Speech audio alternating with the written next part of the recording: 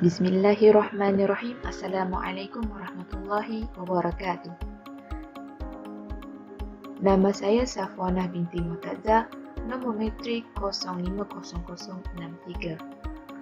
Okey, pada video kali ini saya akan menganalisis surah Luqman daripada ayat 22, 23 dan 24. Saya menganalisis berdasarkan perbandingan antara dua terjemahan, iaitu terjemahan Abdullah Muhammad Basmi dan terjemahan Al-Hidayah House of Quran. Seterusnya, saya menganalisis berdasarkan 4 aspek, iaitu laras bahasa, gaya penceritaan, penggunaan kata, dan ketepatan makna. Untuk ayat ke-22, bagi terjemahan Abdullah Muhammad Basmi, dan sesiapa yang berserah diri bulat-bulat kepada Allah dengan ikhlas, sedang ia berusaha mengerjakan kebaikan, maka sesungguhnya ia telah berpegang kepada simpulan yakni tali agama yang teguh, dan ingatlah kepada Allah jualah kesudahan segala urusan. Untuk terjemahan Al-Hidayah House of Quran pula, dan barang siapa yang berserah diri kepada Allah, sedang dia orang yang berbuat kebaikan, maka sesungguhnya dia telah berpegang kepada simpulan tali yang kukuh. Hanya kepada Allah kesudahan segala urusan. Untuk laras bahasa, bagi terjemahan Abdullah Basmi, penterjemah menggunakan laras bahasa yang jelas, mudah difahami dan sesuai kepada semua pembaca. Untuk terjemahan Al-Hidayah pula, laras bahasa yang digunakan dalam terjemahan ini adalah lebih tersusun, difahami dan sesuai untuk semua pembaca. Seterusnya, untuk gaya penceritaan pula, gaya penceritaan terjemahan ini adalah lebih terperinci.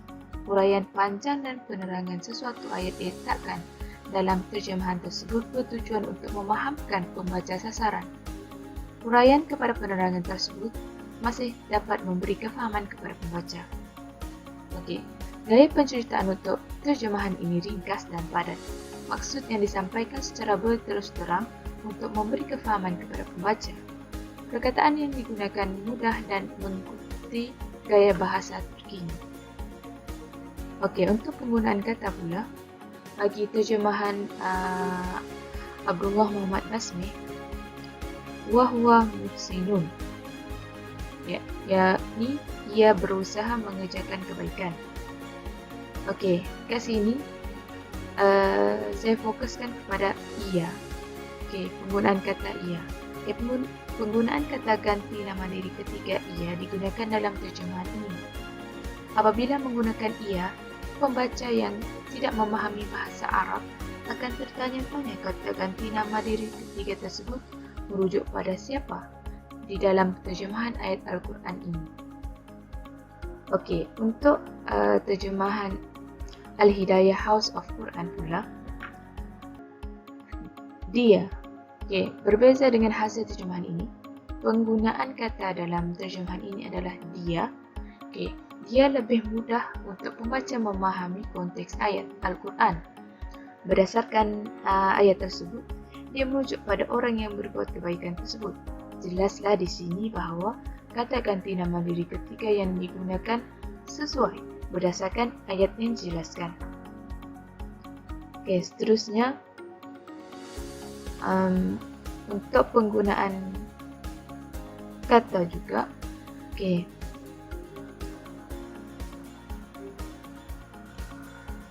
Seterusnya, untuk ketepatan makna.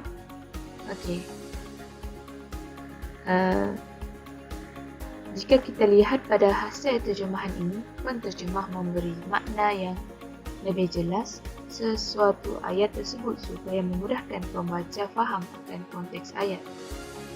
Makna berserah diri dijelaskan dengan bulat-bulat, namun tidak sesuai kerana ayat menjadi tidak relevan. Sepatutnya jika hendak menjelaskan makna berserah diri kepada Allah, penterjemah boleh menggunakan perkataan sepenuhnya untuk menggantikan bulat-bulat. Penterjemah juga menjelaskan makna ayat tersebut dengan ikhlas. Ini menunjukkan bahawa perbuatan berserah diri kepada Allah dilakukan dengan rela hati dan jujur. Untuk terjemahan Al-Hidayah pula, ini adalah hasil terjemahan dia. Dan barang siapa yang berserah diri kepada Allah. Bagi terjemahan ini pula, makna yang disampaikan berbeza. Penterjemah amat menitik beratkan ketepatan makna pada teks sasaran. Penterjemah memberikan makna yang mudah difahami.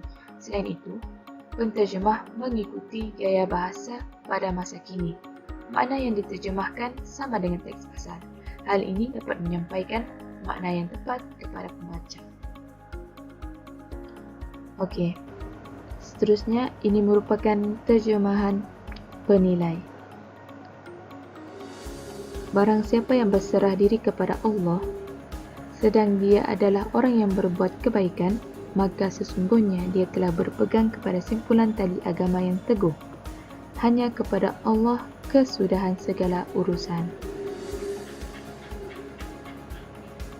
Seterusnya untuk ayat ke-23. Okey, ini merupakan hasil terjemahan daripada dua jenis terjemahan Al-Quran.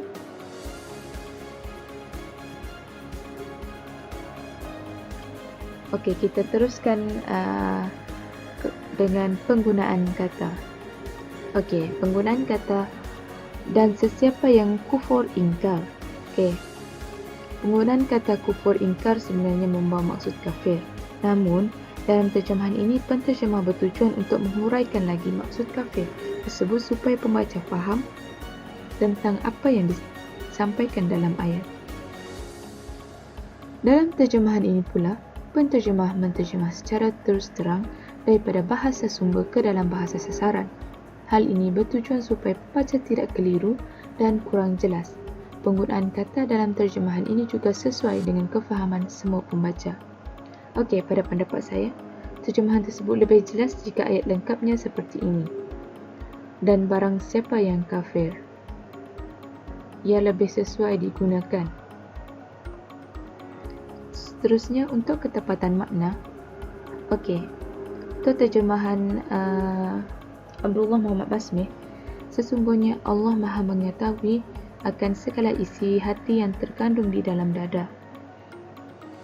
Okey, jika kita lihat pada hasil terjemahan ini, penterjemah memberi makna dengan lebih jelas sesuatu ayat tersebut supaya memudahkan pembaca faham akan konteks ayat. Walaupun penerangan panjang dan tidak terdapat dalam ayat sumber, namun penterjemah menggunakan perkataan yang memberi makna yang sama dengan ayat. Berdasarkan ayat ini, penterjemah menggunakan istilah di dalam dada yang bermaksud hati.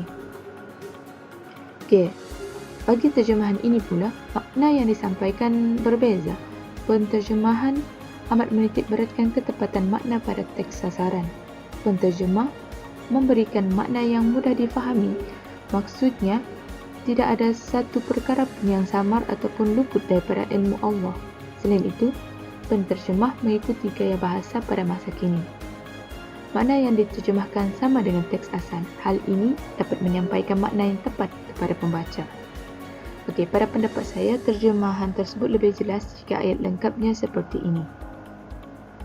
Sungguhnya Allah Maha mengetahui akan segala yang terkandung di dalam isi hati. Okay, ini merupakan terjemahan penilai. Okay, barang siapa yang kafir, maka kekafirannya itu janganlah menyedihkanmu, yakni Muhammad. Hanya kepada kami tempat kembalinya mereka, lalu kami beritakan kepada mereka apa yang telah mereka kerjakan. Sesungguhnya Allah Maha mengetahui akan segala yang terkandung di dalam isi hati. Seterusnya untuk ayat ke-24. Okey, ini merupakan terjemahan, hasil terjemahan. Okey, kami akan berikan mereka menikmati kesenangan bagi sementara, yakni di dunia. Kemudian kami akan memaksa mereka dengan menyeretnya ke dalam azab yang amat berat. Okey, untuk terjemahan Al-Hidayah pula, kami berikan kesenangan yang sebentar. Kemudian, kami paksa mereka ini masuk ke dalam azab yang keras. Okey, kita terus pada penggunaan kata. Okey, penggunaan kata. Berdasarkan hasil terjemahan ini, penggunaan kata berat lebih sesuai digunakan.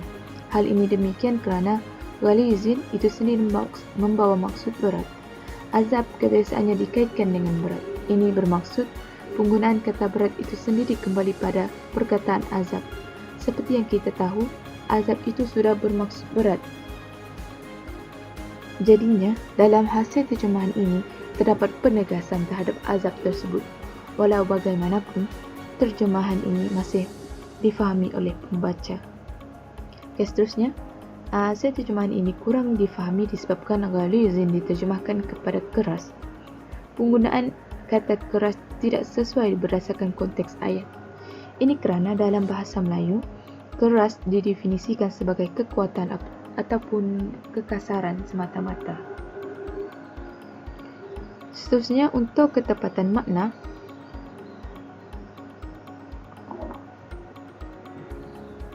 jika kita lihat pada hasil terjemahan ini, penterjemah memberikan makna yang lebih jelas sesuatu ayat tersebut supaya memudahkan pembaca faham akan konteks ayat. Walaupun penerangan panjang dan tidak terdapat dalam ayat sumber, namun penterjemah menggunakan perkataan yang memberi makna yang sama dengan ayat. Okey, berdasarkan ayat ini, penterjemah menikmati kesenangan bagi sementara di dunia. Ayat dalam terjemahan ini lengkap dan memahamkan pembaca. Seterusnya, bagi terjemahan ini pula, makna yang disampaikan berbeza. Penterjemah amat menitik beratkan ketepatan makna pada teks sasaran. Okay, makna yang diterjemahkan sama dengan teks asal. Hal ini dapat menyampaikan makna yang tepat kepada pembaca. Okey, yang terakhir sekali, ini merupakan terjemahan penilai. Okay, kami berikan kesenangan yang sementara di dunia, kemudian kami paksa mereka ini masuk ke dalam azab yang berat. Okay, itu sahaja daripada saya. Sekian, terima kasih.